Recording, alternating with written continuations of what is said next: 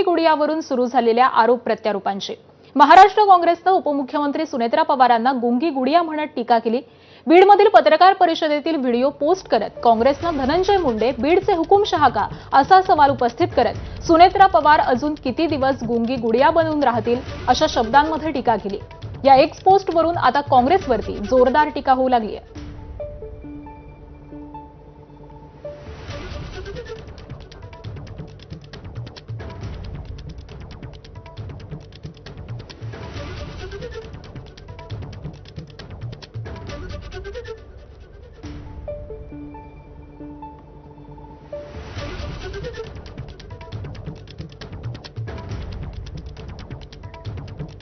आणि दरम्यान राष्ट्रवादीचे प्रवक्ते सूरज चव्हाण यांनी यावरती काय प्रतिक्रिया दिली आहे तीही पाहूयात।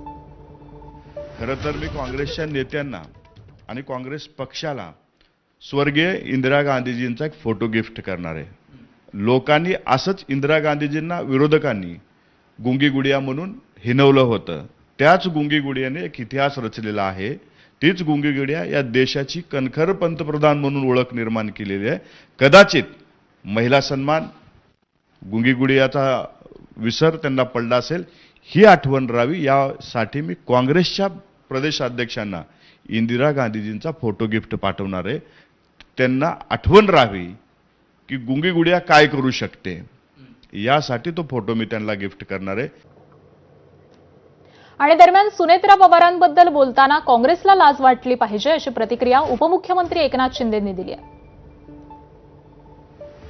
काँग्रेसला हे शब्द वापरताना थोडी तरी मनाची नाही तर जनाची तरी वाटली पाहिजे। एका या राज्याच्या पहिल्या महिला उपमुख्यमंत्री सुनेत्राताईंच्या बद्दल अशा प्रकारचे अपशब्द काढणं म्हणजे या महाराष्ट्रातल्या तमाम आमच्या लाडक्या बहिणींचा अपमान आहे।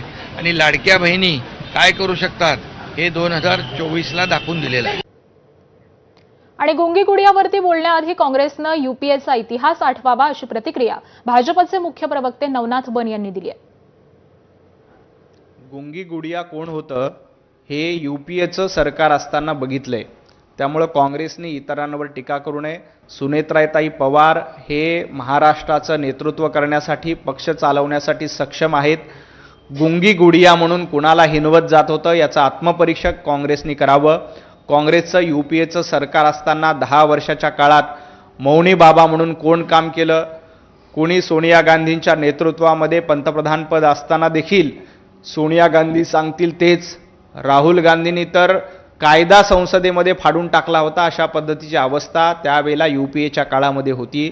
त्यामुळे गुंगी गुडिया कोण आहे याचं आत्मपरीक्षण हर्षवर्धन सपकाळ आणि काँग्रेसच्या लोकांनी करावं। शरद पवारांच्या राष्ट्रवादीचे आमदार रोहित पवार आणि मुंबई महापालिकेतील विरोधी पक्षनेत्या किशोरी पेडणेकर यांनी यावरती काय प्रतिक्रिया दिली आहे ती पाहूयात।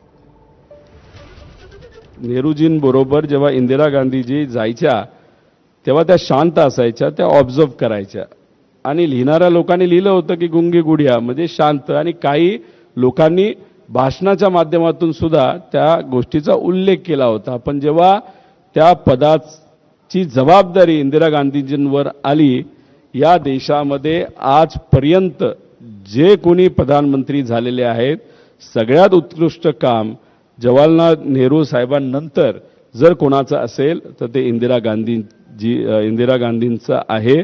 आणि इंदिरा गांधींनंतर मग बऱ्याच लोकांचा नंबर त्याच्यामध्ये लागतात।